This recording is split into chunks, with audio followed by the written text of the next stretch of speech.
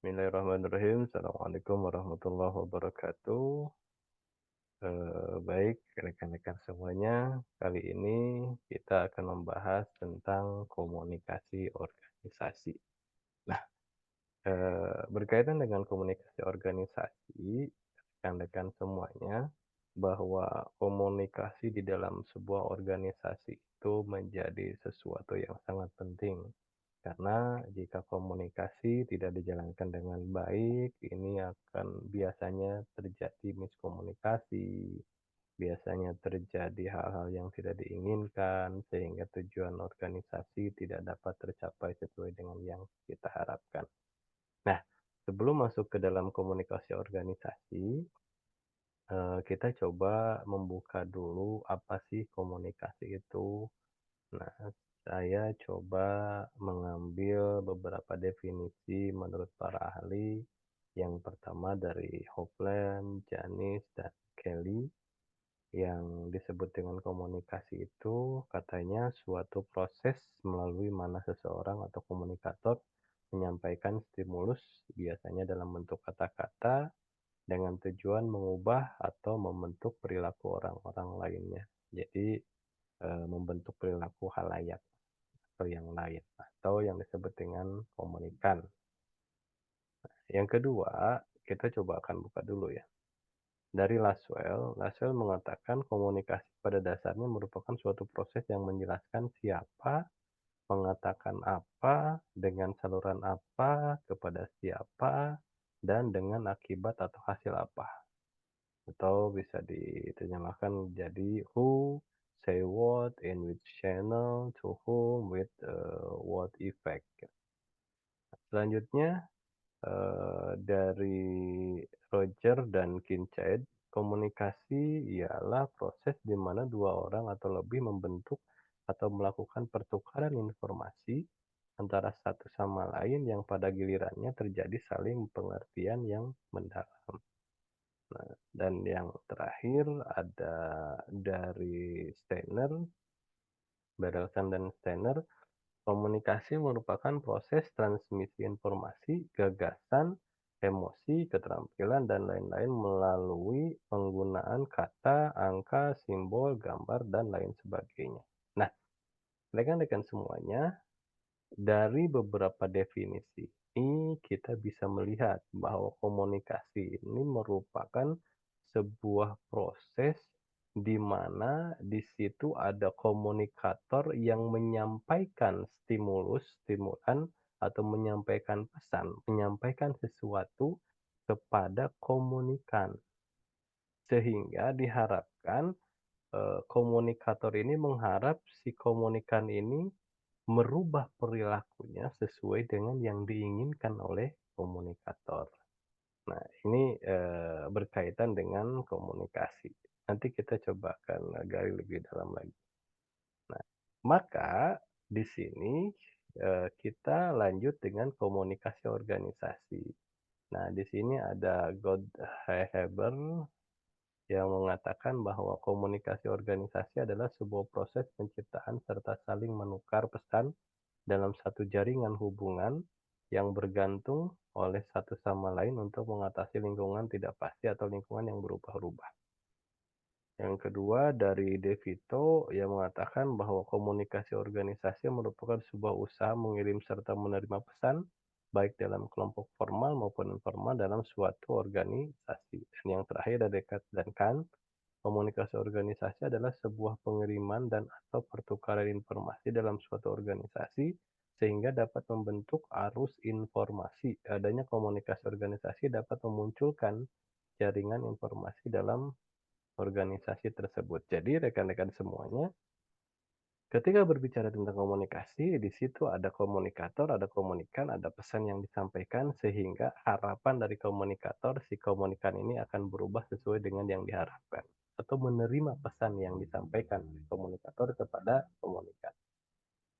Ini berlaku secara umum. Nah, jika berkenaan dengan komunikasi organisasi, maka di sini terjadinya ada komunikator, ada komunikan yang menyampaikan pesan di dalam sebuah organisasi gitu. Jadi di sini ada organisasi.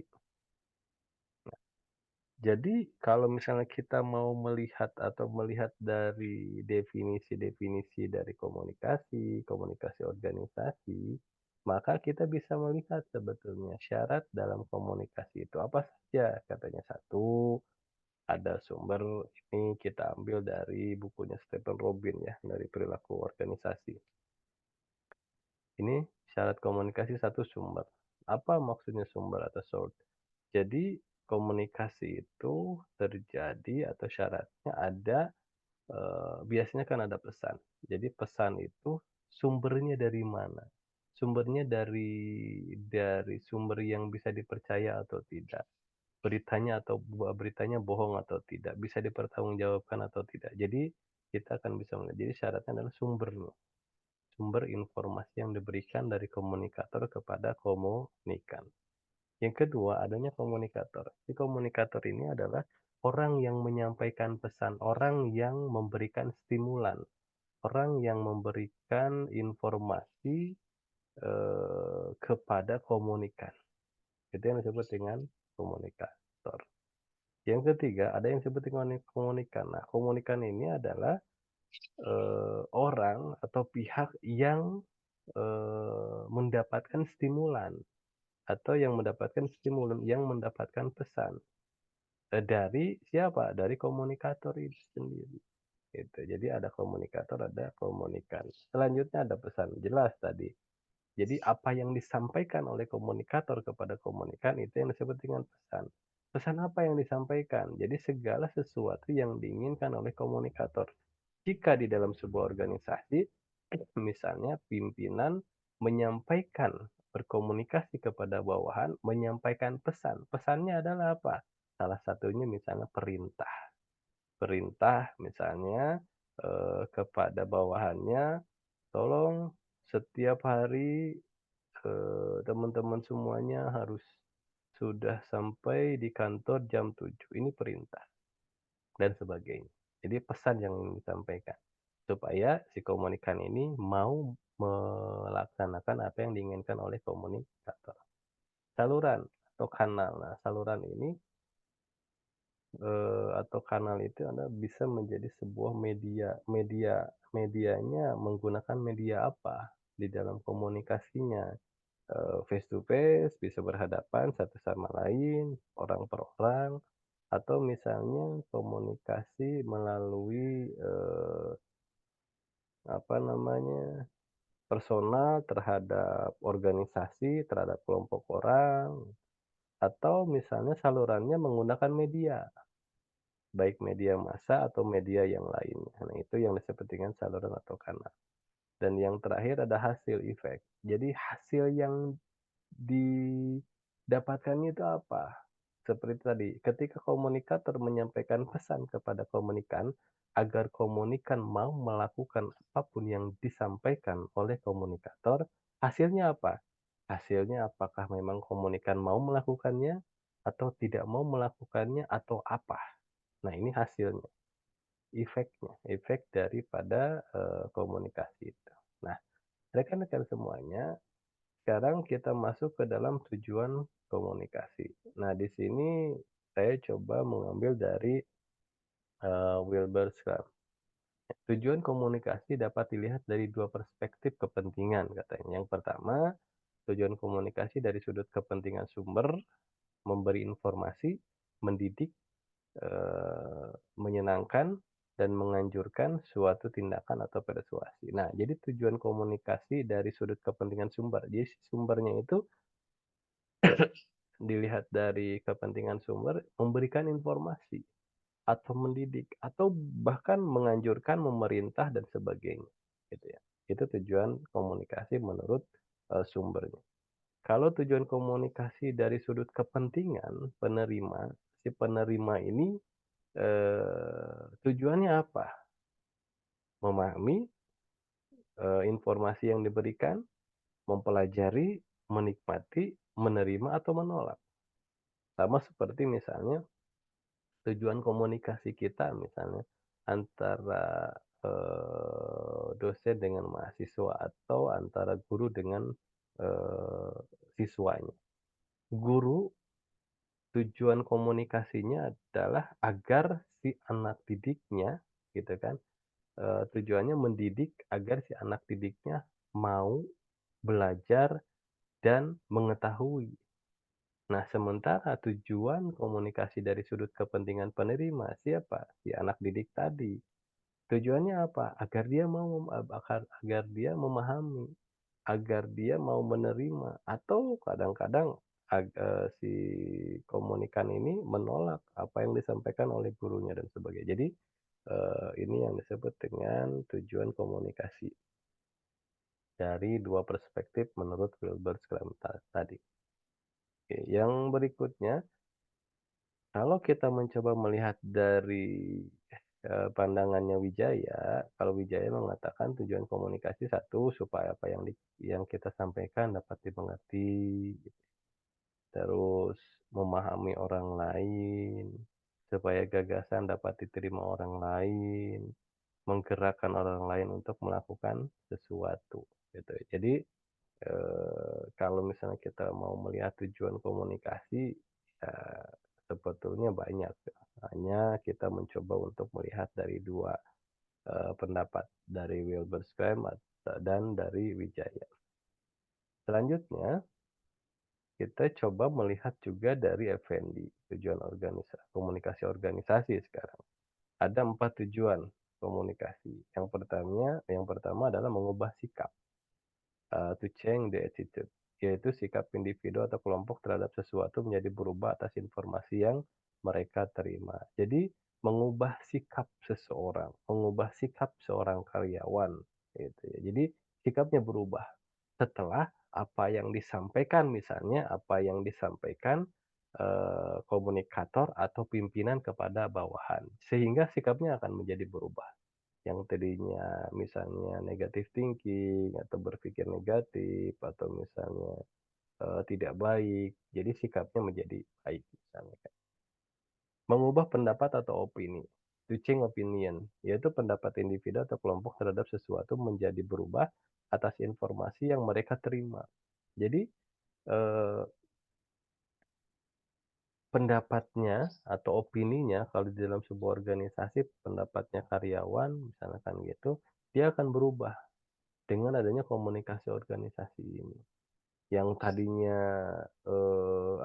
pendapat dia bahwa pimpinan gitu ya, pimpinannya tidak baik gitu ya, atau bahwa perusahaan tidak baik, tapi ketika disampaikan informasi seluas-luasnya, disampaikan informasi dari pimpinan kepada bawahannya, memberikan stimulus, atau stimulan, maka, pendapat opininya akan berubah. Mengubah perilaku. Perilakunya yang tadinya misalnya, perilaku individu atau kelompok terhadap sesuatu menjadi berubah atas informasi yang diterima. Yang, perilaku karyawan misalnya perilakunya yang, apa namanya, yang kerjanya asal-asalan, yang malas-malasan, tapi ketika misalnya disampaikan informasi oleh pimpinan kepada bawahannya, misalnya contoh kecilnya kenaikan gaji atau memberikan bonus gitu ya. Jika memang mereka yang kinerjanya lebih bagus, maka perilaku di dalam kinerjanya juga akan lebih bagus lagi. Itu akan berubah. Dan yang terakhir, mengubah masyarakat atau to change, the society, yaitu tingkat sosial individu atau kelompok terhadap sesuatu menjadi berubah atas informasi yang mereka terima. Jadi, kalau misalnya kita mau mencoba melihat di dalam komunikasi organisasi, kita bisa melihat, yang beberapa bulan ke belakang misalnya terjadi, pemilihan umum, pemilu legislatif, pemilu, eee, presiden, pemilihan kepala negara gitu ya. Nah, di sini, kita bisa melihat kan, adanya penggiringan opini dari sosial media gitu ya, sehingga komunikasi organisasi disampaikan oleh beberapa pihak. Nah, itu akan mengubah, masyarakat. Baik, eee, tadi tujuan dalam komunikasi organisasi. Nah, sekarang kita mau mencoba melihat arah dalam komunikasi. Nah, kalau arah dalam komunikasi ada yang disebut dengan komunikasi vertikal, ada yang disebut dengan komunikasi horizontal, ada yang disebut dengan komunikasi diagonal. Kalau komunikasi vertikal jelas komunikasi yang terjadi antara atasan dengan bawahan. Jadi, vertikal dari atasan ke bawahan atau dari bawah ke atas. Dari atasan ke bawahan biasanya berupa instruksi, berupa perintah misalnya kan gitu. Kalau dari bawah ke atas biasanya berupa laporan, berupa saran, kritik, dan sebagainya. Nah, itu yang disebut dengan komunikasi vertikal. Kalau komunikasi horizontal atau yang disebut dengan komunikasi lateral, yaitu komunikasi yang terjadi antara bagian-bagian yang memiliki posisi yang sejajar dalam suatu organisasi. Jadi, komunikasi ini yang terjadi komunikasi yang, eee, sepadan, yang, memiliki posisi yang sama, yang sejajar, gitu. Sehingga di situ bukan perintah yang terjadi. Tapi komunikasi yang terjadi adalah komunikasi berkaitan dengan pekerjaan-pekerjaan yang memang selevel, gitu ya. Nah, yang ketiga komunikasi diagonal. Nah, kalau komunikasi diagonal itu kalau yang tadi horizontal itu tetap ada di dalam, garis komando ya, dalam struktur yang sama. Kalau komunikasi diagonal juga sama sebetulnya ada dalam struktur yang sama, gitu kan, hanya memang berbeda bagian biasanya, gitu ya. Jadi, eee, komunikasi diagonal itu komunikasi yang memotong secara menyilang rantai perintah organisasi. Jadi bagian A ngobrol dengan bagian B, gitu kan. Baik itu bagian A dengan B-nya antara atasan A kepada bawahan B, atau bawahan B dengan bawahan A dan sebagainya, gitu ya. Yang jelas di situ ada diagonal antara bagian A dengan bagian B. Kalau yang tadi sama-sama di bagian yang A, misalnya kan kalau yang komunikasi horizontal gitu ya. Nah, itu arah dalam komunikasi. Nah, sekarang masuk ke dalam media komunikasi. Nah, di sini kita mencoba mengambil terdapat 2 tipe utama dari media komunikasi, yaitu verbal dan nonverbal. Nah, kalau komunikasi verbal atau verbal communication, itu misalnya interaksi tatap muka, face to face, lisan, tulisan. Misalnya kalau lisan ya kita langsung face to face, ngobrol langsung misalkan. Atau, eee, ketika kita melakukan perkuliahan, atau ngobrol langsung misalkan. Atau misalnya dengan melalui telepon. Atau dengan tulisan misalnya dengan chat WhatsApp, dengan surat. Nah, ini yang disebut dengan komunikasi verbal. Jadi langsung. Kalau komunikasi nonverbal atau nonverbal communication, ini komunikasi yang dilakukan dengan ekspresi wajah, posisi tubuh, kontak mata, dan bahasa tubuh lainnya. Jadi dengan misalnya dengan, ekspresi wajah dengan kode gitu ya. Mengangguk, dengan senyum gitu kan, dengan ekspresi yang greget, marah dan sebagainya. Ini yang disebut dengan komunikasi nonverbal. Kalau misalnya kita dicoba diajak, "Yuk kita berangkat," kita menggelengkan kepala. Berarti ini salah satu komunikasi nonverbal. Kita tidak mau. Kalau kita mengatakan tidak mau, berarti itu verbal, tapi ketika kita menggelengkan kepala, maka itu menjadi komunikasi nonverbal. Atau mengacungkan jempol dan sebagainya. Nah, kemampuan komunikasi. Nah, di sini ada kemampuan komunikasi adalah penampilan berdasarkan pada kemampuan individu untuk menggunakan komunikasi secara efektif dalam berperilaku sesuai dengan suasana yang ada.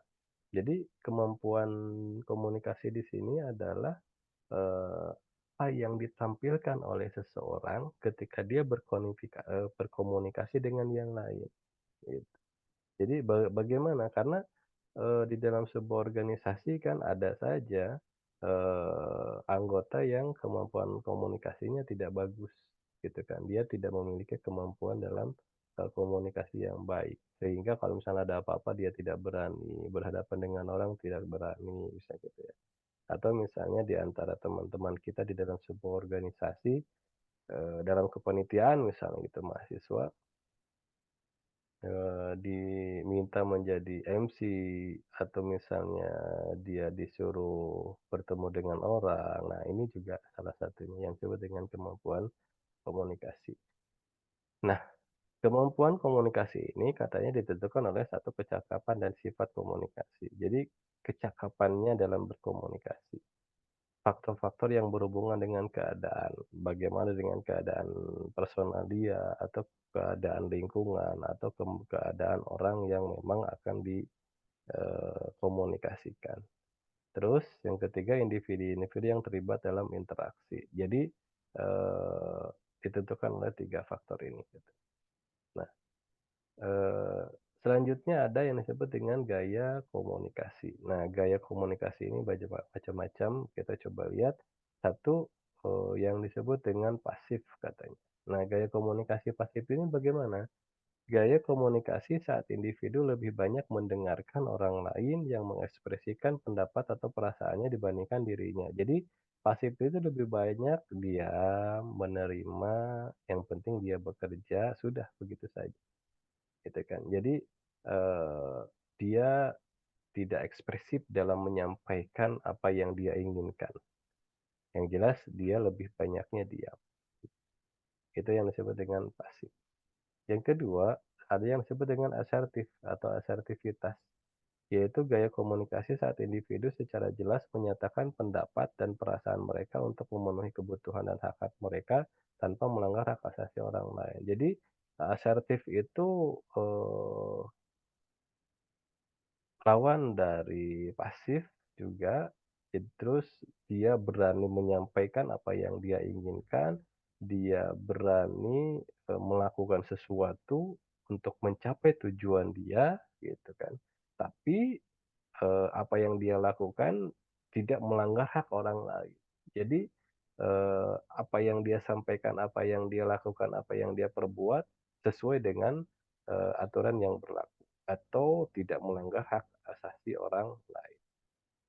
Nah, ada yang disebut dengan agresivitas. Nah, ini lawannya. Kalau agresivitas,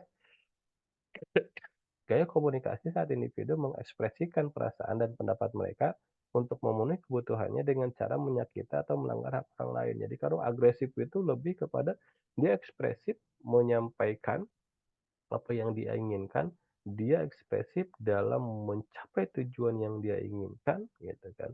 Eee, Bahkan dia tidak peduli dengan aturan yang berlaku, bahkan dia akan dapat menyakiti orang lain, gitu ya.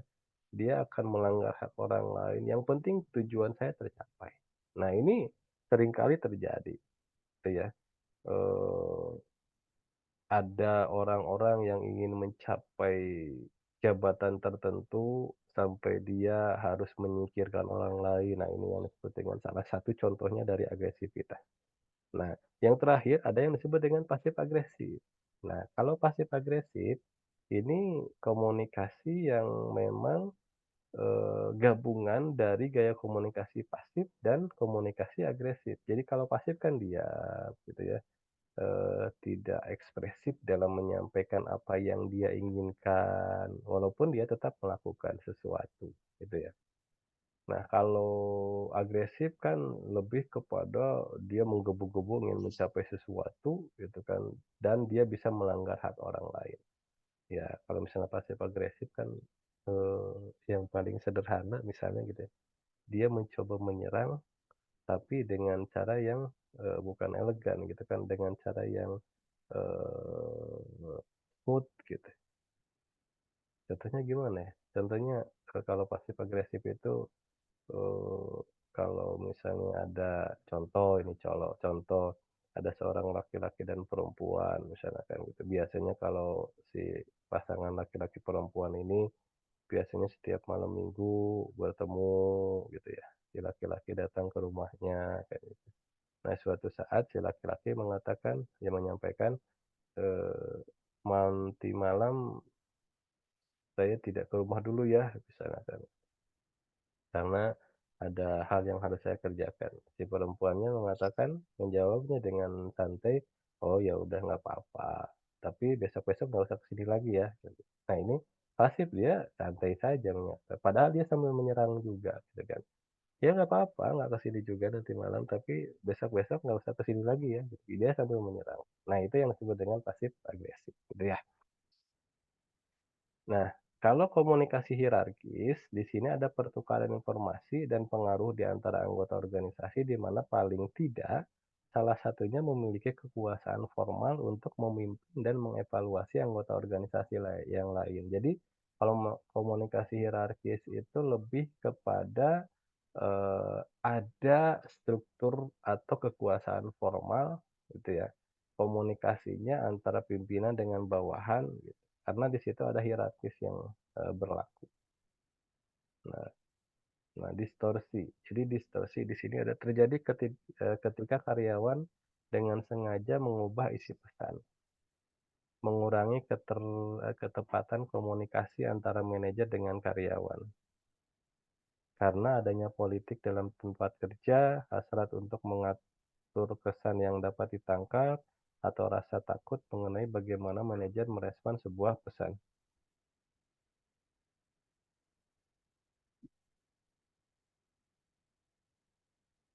Nah, jadi di sini, jadi kalau distorsi itu kan lebih kepada upaya merubah sesuatu yang, berlebihan atau yang tidak sesuai dengan yang seharusnya gitu ya. Jadi kalau misalnya terjadi ketika karyawan dengan sengaja mengubah isi pesan, jadi kalau misalnya ada hal-hal yang disampaikan oleh pimpinan itu kan, kepada bawahan gitu kan, jadi dipelintir atau penggiringan opini yang menjadi negatif misalnya, itu yang disebut dengan distorsi komunikasi. Nah, eee, dampaknya menghasilkan kesalahan pengiriman pesan, pesan yang tidak untuk diteruskan malah tersebar. Informasi yang salah tersebar dan berbagai masalah lain yang berkaitan dengan kuantitas, dan kualitas informasi. Jadi, eee ini terjadi distorsi karena memang ada sesuatu yang memang salah disampaikannya, baik sengaja, terutama yang disengaja gitu kan, supaya tadi terjadi, keributan, terjadi hal-hal yang memang tidak diinginkan, ya. Nah, jadi bagaimana cara mengurangi distorsi oleh manajer? Satu, mengurangi perbedaan kekuasaan antara mereka sendiri dengan bawahan mereka. Jadi, bagaimana caranya si manajer ini, mencoba untuk, eee apa ya, menghilangkan, barrier gitu kan, menghilangkan, gap, menghilangkan jarak gitu kan antara manajer dengan bawahannya. Supaya, si bawahan juga merasa bahwa kita menjadi sebuah tim gitu, nggak merasa bahwa dia pimpinan saya sehingga terjadi barrier gitu kan, terus si pimpinan seenaknya memerintah kepada bawahan, bawahan tidak memiliki, apa namanya, tidak memiliki choice untuk melakukan sesuatu gitu kan. Jadi mencoba untuk mengurangi perbedaan kekuasaan. Yang kedua, meningkatkan kepercayaan melalui proses peninjauan kinerja yang memberikan penghargaan atas kinerja karyawan yang sebenarnya. Jadi di situ ada kalau ada yang disebut biasanya kan ada, eee, apa namanya, eee, bagaimana memberikan penghargaan kepada bawahannya gitu dan mengakui bahwa kinerjanya memang bagus gitu. Jadi, si pimpinan juga harus mau, harus bisa menerima, harus bisa menyampaikan bahwa kinerjanya bagus, harus bisa memberikan penghargaan, baik itu dengan bonus uang ataupun misalnya dengan pujian, gitu ya. Mendorong respon stafnya dengan menjalankan rapat-rapat yang lebih kecil dan lebih informal. Jadi stafnya supaya bisa lebih, eee, hidup gitu kan, lebih enak gitu kan, bisa mengadakan rapat-rapat kecil yang santai gitu kan, yang lebih informal gitu, sehingga ekspresif ketika, bawahannya diajak ngobrol. Yang keempat, menentukan tujuan yang dapat mendorong para karyawan untuk berfokus pada masalah daripada kepentingan mereka sendiri. Jadi, bagaimana caranya menentukan tujuan yang jelas gitu kan dan mendorong supaya si karyawan ini memang benar-benar lebih mementingkan kepentingan perusahaan dibandingkan dengan kepentingan mereka sendiri. walaupun ini memang agak sulit juga. Yang kelima, menganjurkan dialog di antara pihak-pihak yang memiliki sudut pandang yang berlawanan. Jadi, adanya dialog yang memang harus dibuat gitu ya, karena memang di dalam sebuah organisasi atau di dalam sebuah pekerjaan itu antara karyawan satu dengan yang lain kan biasanya berbeda pandangan, melihat beberapa sudut pandang yang berbeda. Maka ketika adanya perbedaan sudut pandang yang memang berlawanan tadi, ya dianjurkan untuk lebih, melakukan diskusi dialog ya. Komunikasi verbal dan informal. Kalau komunikasi formal adalah pesan yang disebarkan berkaitan dengan pekerjaan resmi di dalam organisasi. Komunikasi mengikuti jalur hierarki dalam organisasi. Jadi komunikasinya berkaitan dengan pekerjaan. Selalu berkenaan dengan tujuan organisasi, selalu berkaitan dengan tugas dan tanggung jawab setiap personal di dalam organisasi atau di dalam sebuah pekerjaan. Itu yang disebut dengan komunikasi formal. Nah, kalau komunikasi informal, pesan yang disebarkan tidak resmi, jauh di luar kegiatan formal organisasi, komunikasi terpisah dari struktur formal dan tidak mengikuti rantai komando. Misalnya, kalau komunikasi informal itu di dalam sebuah organisasi, ketika sedang santai gitu kan, atau sedang istirahat, tiba-tiba, si bosnya ngobrol, "Gimana nih besok weekend, long weekend nih?" Gitu kan. "Gimana kalau misalnya kita goes bareng?" Misalkan gitu. Nah itu informal gitu. Atau misalnya, "Bagaimana kalau misalnya kita besok makan-makan di luar?" Dan sebagainya gitu ya. Itu komunikasi informal. Nah, di sini ada komunikasi yang efektif dan efisien. Komunikasi dapat dikatakan efektif jika persepsi yang diperoleh komunikan sama dengan maksud pesan yang dikirimkan oleh komunikator. Jadi, efektif, memiliki efek, memiliki pengaruh terhadap komunikan, gitu kan. Apa yang diinginkan oleh komunikator. Jadi kalau misalnya, oh ternyata si komunikan ini mau mengikuti atau memahami apa yang disampaikan oleh komunikator. Jadi itu, efektif, memiliki pengaruh. Komunikasi yang efisien membawa pengetahuan ke dalam suatu organisasi dan menyebarkannya dengan cepat kepada karyawan yang memerlukan informasi tersebut, ya. Dan komunikasi yang efisien adalah komunikasi yang tidak memakan waktu dan biaya yang berlebihan. Jadi kalau efektif itu lebih kepada, tercapainya tujuan yang ingin dicapai dalam sebuah komunikasi gitu. Jadi apa yang diinginkan oleh komunikator, ya ternyata tercapai. Jadi si komunikan mengikuti apa yang diinginkan oleh komunikator, itu efektif. Kalau efisien lebih kepada, tidak memakan waktu ya dan biaya yang berlebihan. Baik rekan-rekan semuanya, di sini yang terakhir ada hambatan komunikasi. Di dalam komunikasi tentu ada hambatan, banyak sekali, hambatan-hambatan yang memang bisa mengganggu, di dalam komunikasi organisasi. Sehingga kalau misalnya ini mengganggu komunikasi organisasi, maka ini juga akan mengganggu tujuan, dalam organisasi atau tujuan dalam mencapai tujuan organisasi gitu ya. Nah, di dalam bukunya Stephen Robin dan dalam buku Perilaku Organisasi ini ada banyak sekali hambatan-hambatan, berdasarkan penelitian yang dilakukan oleh Stephen Robin. Satu, katanya adanya penyaringan. Kalau penyaringan itu jadi informasinya memang tidak utuh, sehingga ini akan banyak menimbulkan hal yang negatif, gitu ya, miskomunikasi, penggiringan opini yang pada akhirnya. Jadi adanya penyaringan informasi. Yang kedua, pemilihan persepsi. Jadi informasi yang didapat ya sesuai dengan persepsi si komunikan misalnya, sehingga ya tidak tidak utuh, tidak tercapai apa yang diinginkan gitu ya. Yang ketiga, informasi yang berlebihan. Jadi informasi-informasi yang memang seharusnya dia tidak mendapatkan informasi itu. Misalnya seorang karyawan tiba-tiba mendengar perusahaan sedang eh, sedang pilot, biasa tiba-tiba seorang karyawan, staf biasa tiba-tiba mendengar percakapan pimpinan atau bos misal atau manajer atau direktur, eee, bahwa perusahaan sedang pilot gitu kan. Sehingga ketika ini informasi yang berlebihan yang ini disampaikan kepada teman-temannya sehingga, tadi terjadi hal-hal yang tidak diinginkan, emosi.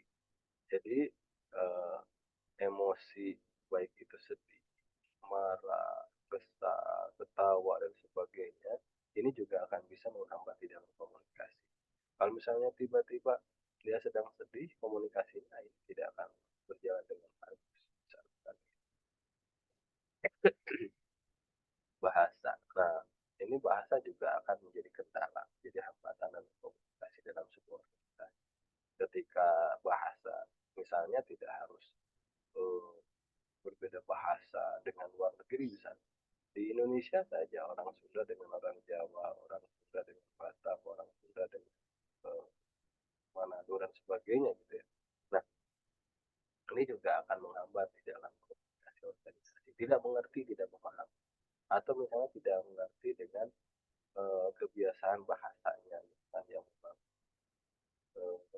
tidak biasa dihadap keheningan. Kalau keheningan artinya ya, keheningan itu artinya tidak mendapatkan informasi sama sekali. Sehingga ya tadi ini akan menjadi hambatan di dalam kekhawatiran komunikasi, jadi belum apa-apa, terjadi kekhawatiran dan sebagainya. Jadi dalam komunikasi gitu ya. Dan berbohong ya tentu tadi lebih lebih lebih bahaya lagi dari penyaringan. Kalau penyaringan tadi kan tidak menyampaikan informasi secara utuh, kalau berbohong itu jelas-jelas tidak sangat sudah tidak sesuai dengan apa yang kenyataan. Nah, baik rekan-rekan semuanya, demikian eh, materi untuk hari ini. Mudah-mudahan mendapatkan tambahan pengetahuan, dan jangan lupa coba ditambah lagi referensinya, baik itu referensi dari buku maupun referensi yang lain, sehingga kita akan lebih memahami berkaitan dengan materi yang disampaikan hari ini. Demikian, terima kasih. Assalamualaikum warahmatullahi wabarakatuh.